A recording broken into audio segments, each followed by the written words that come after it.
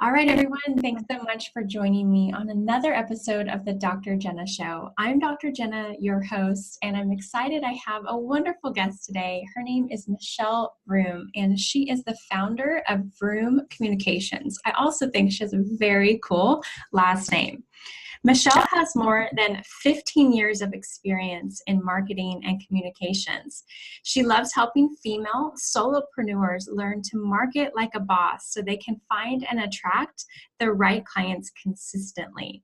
She's a strong believer that there is no right way to market yourself and helps women figure out what getting visible looks like for them. Michelle lives with her husband and two little boys in a suburb of Philadelphia, and she is a perfect guest to have here on the Dr. Jenna Show, where we help entrepreneurs design a life and business that sets them apart. So, Michelle, why don't you get started and tell us a little bit about yourself? Absolutely. Thank you so much for having me, Jenna. I really appreciate it. I have been in business for nearly 3 years now. I came from a corporate environment and started a business with a 6-month-old at home, so that was fun. But really, I wanted to just help women. I know that there are so many women every single day who are starting businesses, and these are talented, amazing, incredible women who don't know how they're going to go out and get clients. They don't know what that looks like for them. They don't know the steps to take, and they really just need someone to guide them through the process.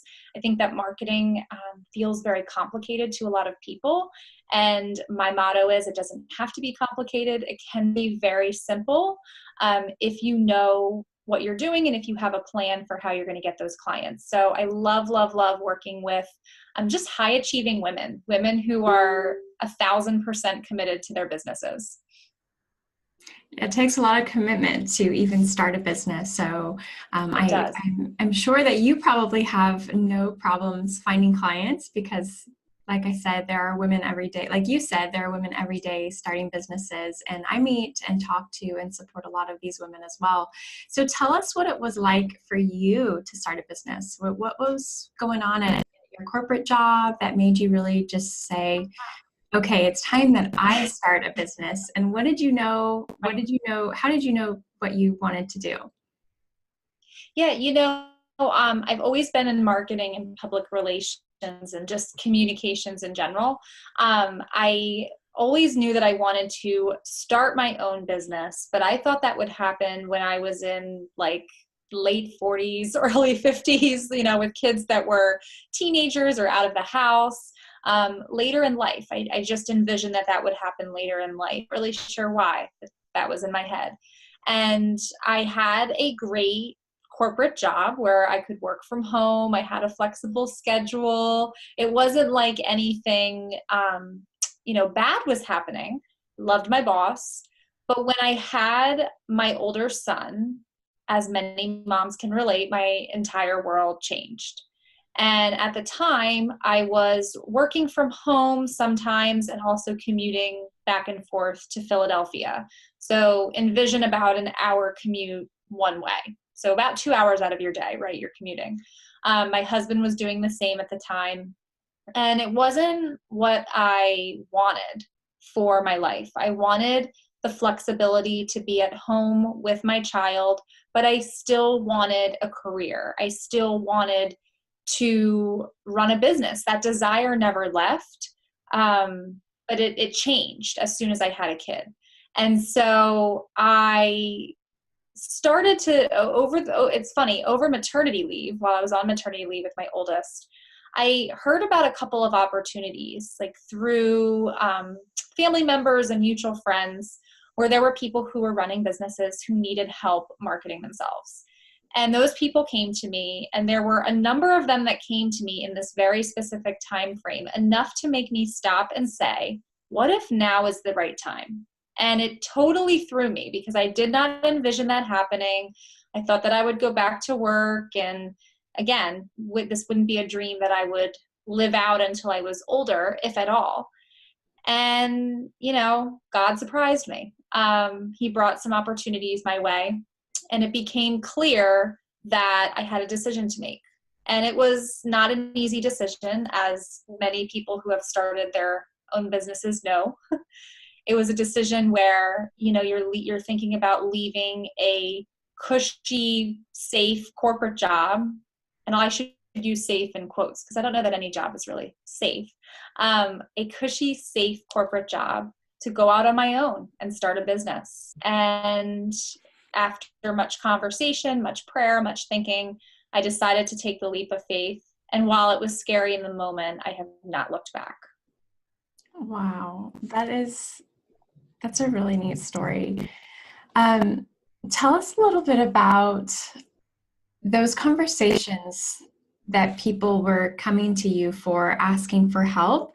I always teach to teach what you know and to help, if people are looking for clarity on what their business should be about. Tell us how you kind of pulled all those pieces together. I want to know more about that. Yeah, so a lot of the people who were coming to me at the very beginning, and my audience of female solopreneurs did not evolve until the last year and a half. So the first year or so in business, I had just business owners, men, women coming to me. A lot of them were older and they knew that digital marketing, mainly social media, was something that they needed to be taking advantage of, but they weren't really sure how. And they didn't have the time to figure that out. You're busy running a business, right? So they came to me with questions and asked me if that was something that I would be willing to manage for them. And so in the beginning, I focused on full service, on, doing everything for them. I had a couple of different clients, probably about 3 or 4 before I went out on my own and made the decision, 3 or 4 that I had engaged to manage social media, to help them with their online presence. So it was very much specific to online, because a lot of them were businesses that had been in business for probably 10 plus years. And so things have shifted. I mean, things are constantly shifting and they didn't want to be left behind. So that's why they came to me initially. Very cool. So you just kind of help them transition into the online world. And it sounds like you've evolved, your business has definitely evolved. And so tell us a little bit more about, first, let's talk about, before we talk about where you've evolved to, because I want to get there, you did several things when you started your business. So I want to hear more about those details, about what you did to go from, okay, these are conversations I'm having. There's definitely a need here. I'm not feeling like I want to go back to work. So here's what I'm going to do. So tell us about that journey. Sure. I had a very busy maternity leave, probably too busy. Like when I look back and I think about that first maternity leave, I was like, man, I spent too much of it like pursuing this dream. I mean, I'm glad I did, but there's also that part of me that's like, I worked so hard. I had a new baby and I had all these opportunities coming my way. So I had a lot of meetings with people. I put out a lot of proposals. And I believe I got one of the clients while I was on maternity leave, but I went back to work for 2 months. So I wanted 3 clients lined up before I made the decision to go out there, because I wanted to make sure, and let me just say, I don't think you ever feel completely ready to make the leap. If you wait till you feel ready, you've waited too long. But and that's just a motto, I think, for business, life, everything. So I knew that I needed a little bit of traction in order to feel okay leaving. I went back to work for 2 months, and within those 2 months, I landed and like wrapped up proposals for the other 2 to 3 clients that I had been talking to. And it was when I had wrapped up those proposals and worked everything out, all the details, that's when I gave notice at my job. So it involved making sure that I had enough of an initial client base. And it also involved sitting down with my husband on like a Sunday afternoon with spreadsheets and calculators, figuring out financially what the impact would be and what I would need to make. I was making very good money at my corporate job. And this was a huge, I don't want to say financial risk, but kind of, it felt that way, I think, at the time. My husband, God bless him, was completely on board. But we factored out, what would we need to make up in terms of like how much did we need to bring in to pay our bills? What would I need to bring in that first year of business for us to be able to maintain things? Now, we were making some sacrifices for sure. Like, we looked for areas where we could cut back. In the meantime, all of those conversations had to happen, and it was not fun to like sit down and figure all that out. But that was really important pre-work that I needed to do to feel like I could actually see this thing coming to fruition, if that makes sense. It does, absolutely. And it sounds like you were very determined and you were going to find a way to make this happen and to follow your dreams. So tell us now, it sounds like you were, I follow you, I'm in your closed group, and you are just on fire. So fast forward, what, 2-3 years from when you left your job? Really, yeah. Yeah, Mm-hmm. fast forward, tell us what business is like now and what you get to spend your time doing. Yeah, business is drastically different. The core of what I'm doing isn't different, but who I'm serving and how I'm structured is completely different from when I started. When I started, I was doing the full service. I was serving any business owner of any kind. I mean, my target audience was small business owners, which if a client were to tell me that today, I'd say, no, you need to narrow it down. So I didn't take my own advice at the beginning. And I took on everybody and anybody. And while that was good in the sense that I got some experience, I had some really difficult situations where I took on clients that I shouldn't have, made some of those mistakes. And it wasn't until toward the end of my first year in business, where I really just sat down and like looked at how things were going. And I think there's this, thought process that everybody has where they say, well, the first year in business, you just need to like suffer. Like, how many times have we heard that, right? And it's not to say that when you're in the beginning stages of your business, you definitely have to hustle. There's some hustle involved. But when I look what I was doing and how much work I was doing, we're talking 10-hour days or more. And at that point, I had, a second child on the way. So we're talking like a 1-year-old and a second child. I mean, young kids and working 10, 12-hour days and barely making like a part-time income. So that's where I was at. And I was stressed out. I was burnt out. I was having a lot of anxiety, and I knew that this is not why I got into business, and I knew that things needed to change. And most importantly, I knew I needed help. And it's very hard for me to accept help. I'm a type A, recovering type A perfectionist who hates delegating, who hates asking for help. And I knew that I needed help, and I knew that I needed a coach. And so that's when I decided to invest in a coach, and it completely changed everything. I doors opened for me, possibilities opened that I couldn't see myself because I was so close to my business. And yes, my husband's a great support system, but I could not expect him to serve as my coach. Like, that's just not, it's not possible, right? There's too much emotion on all sides, and that's not fair to him.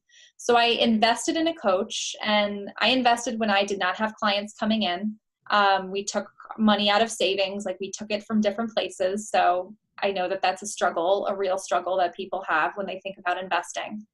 But I am so glad I did, because the accountability that I received, the guidance and support that I'm still receiving has completely changed the way that I do business. And the biggest reason why it's changed is I am now doing things that feel in alignment with what I want to be doing. I am running my business the way that I want. Now, there are definitely things that will continue to evolve. I'm sure that my business is going to continue to look different. But instead of taking on any client or offering things that I don't want to offer, I am now focused, like laser focused on really just a few services. And I have identified who I really want to serve. And I've identified the ways that I want to show up. You mentioned the Facebook group. I mean, that, I'm not everywhere and anywhere. And I'm not for everybody. And I've had to learn those lessons and work through some of those lessons, but it has completely taken my business to the next level. And I am so thankful that I made that decision.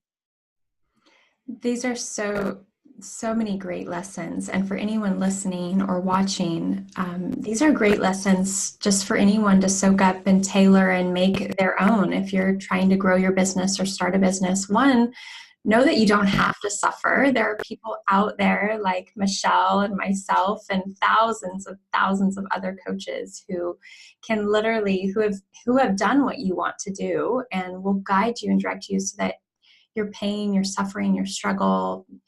I don't know how much money I wasted by not hiring a coach, if that makes sense. Oh my When goodness. I was just like Yes. trying this and trying that, it was like through the direction of, okay, well, why don't you hone in here, my friend?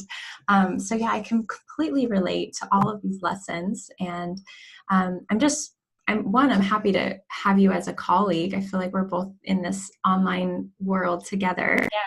Um, Yes, I love it. is there any one lesson that really stands out to you that you like, if you could only tell people one piece of advice, what do you think it would be? This is a hard piece of advice and one that I need to have people remind me to take. But do not compromise your values. Do not compromise your mission, compromise what you want your business to look like.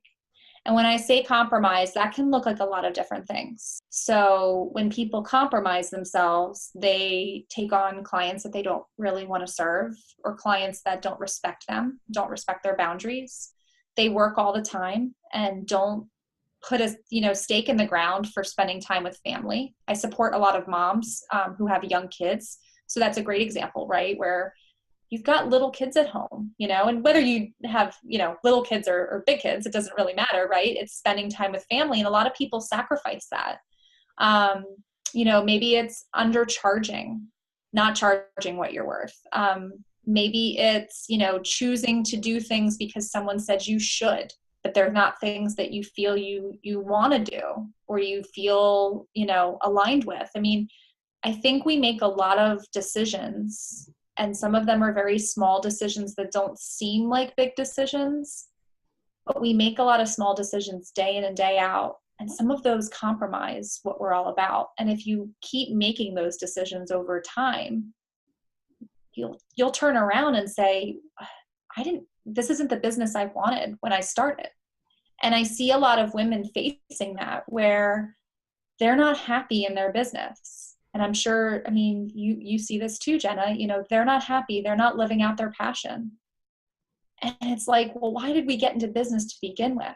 When we compromise, we lose sight of the why. And this is a really hard lesson that I am still learning, quite frankly. I'm a people pleaser. I want to please my clients. I want to please everybody that I come across. But it's not about them. It is in the sense of I'm serving them, but I need to be confident and certain of what I want in order to create the business that I have envisioned.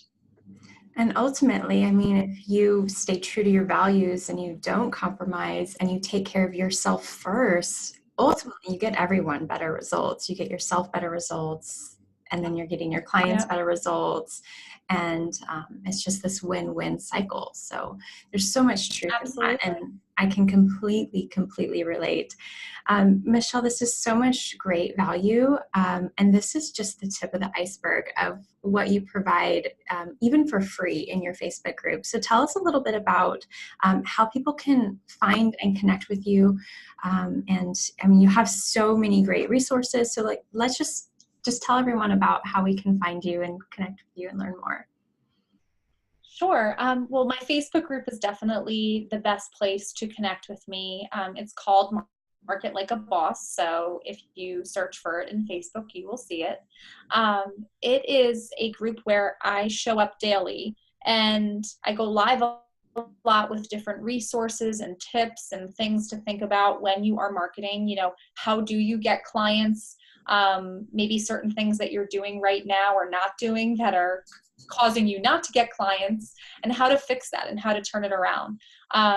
I am just committed to helping guide people through that process and helping them figure out, like, what does getting clients mean for them, because it looks different for everybody. There's no cookie cutter formula when it comes to marketing. So I share all of that stuff in my free Facebook group, Market Like a Boss.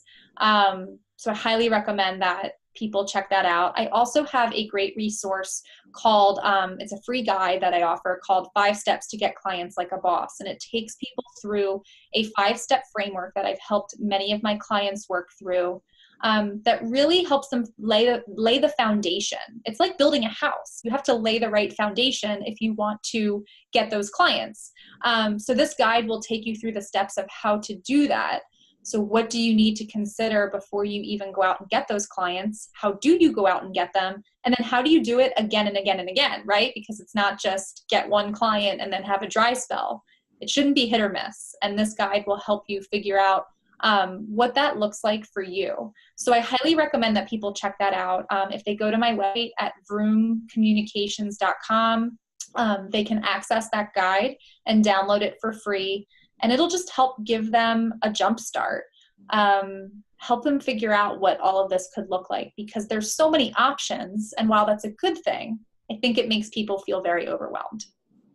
And I have your guide. It's awesome. It's spot on. And I've definitely followed some of your tips and it's working. And so one, I just want to say thank you for everything that you do, not only for me, but for women like me and who are they're just trying to make their dreams come true. And one, it's hard enough to just show up every day, let alone make progress. And so I'm thankful for you and your daily contributions of you showing up every day. You certainly are a great role model. So thank you for that as well. You inspire me to make sure that I'm showing up for my people too. So thank you for that. Well, you've inspired me. So right back at you. Awesome. We're even. But you know what? You said something so important. You said something so important, Jenna. Like, there are so many women who have amazing services, products, things that they want to put out there. And in many cases, they're too afraid to, or they don't know how to. And it excites me to think about the possibilities for them, because there are people who need what we have to offer. To those of you listening, there are people out there who desperately need what you have to offer. Like, you have the solution to their problem. And so I want to help women get that solution to the people who need it most, because those people are out there and they're struggling. And I don't want anyone to have to struggle just because someone said that they should. The struggle does not have to be real.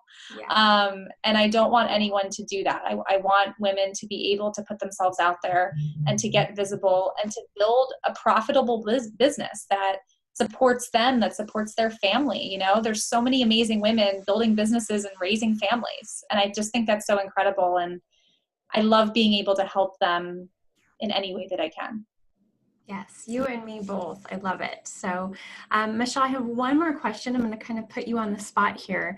I want to ask you something I ask all my listeners or all my podcast guests, and that is, what does it look like to you to design a life and business that sets you apart? What does that mean to you?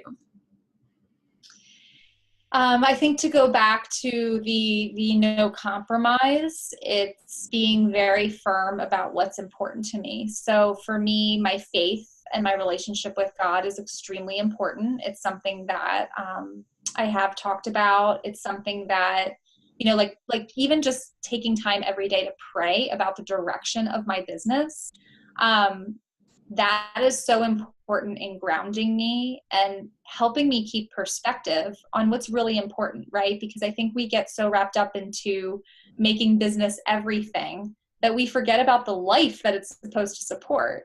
And so for me, it's making sure that my faith is front and center and that I'm constantly, asking God, like, what he would want from my business, the direction that he wants me to go.